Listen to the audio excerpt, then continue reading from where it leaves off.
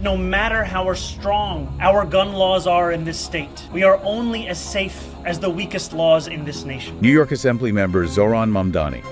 He's calling for a nationwide ban on what he calls assault rifles. Exactly. And our goal here is to unpack that. We'll look at, why now, what the counterarguments are from the report, and also what people are saying about it. Right, trying to get you the facts and the different angles on this. It's a really charged issue. Okay, so let's start with Mamdani's proposal itself. A nationwide ban on assault rifles. And as New Yorkers across the 5 boroughs and Americans across the country mourn this mass shooting, we are reminded that no matter how strong our gun laws are in this state, we are only as safe as the weakest laws in this nation.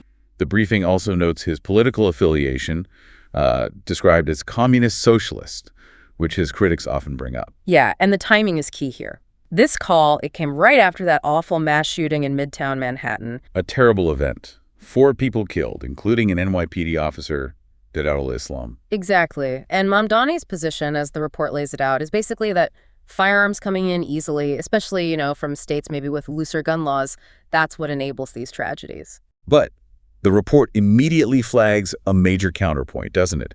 That New York, despite having some of the absolute strictest gun laws in the U.S., right, these shootings are still happening. The report points out that many argue penalizing law-abiding citizens just isn't the solution. It doesn't stop criminals. But criminals, by definition, don't follow laws anyway. Precisely. Yeah. And some commentary mentioned in the report goes further, framing these kinds of policies as a slippery slope to authoritarianism. There's a real concern there about government overreach. Okay, and then there's another layer the report brings up, something that's gotten a lot of attention.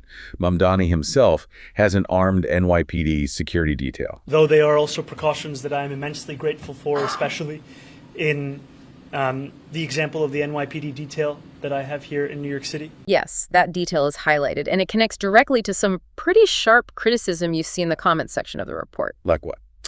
Well, the sentiment is framed as sort of protection for the elite, but not for the everyday American. It feeds into this narrative. Yeah, and one comment quoted puts it really bluntly. Guns for me, but not for you.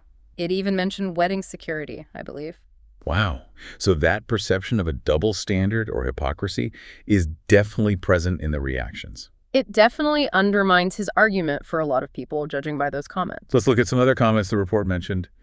There was one challenging the actual term assault rifle.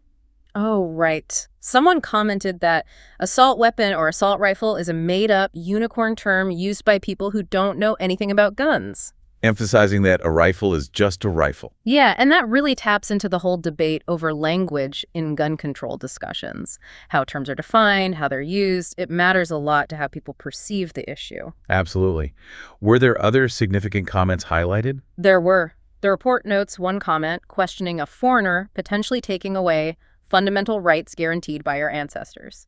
That touches on, deep feelings about the Constitution and heritage. Right, very potent issues there. And another comment just expressed this feeling that the whole situation feels like a reality show. Maybe pointing to exhaustion with how polarized and frankly dramatic these debates can become. Yeah, a sense of frustration, maybe? I think so.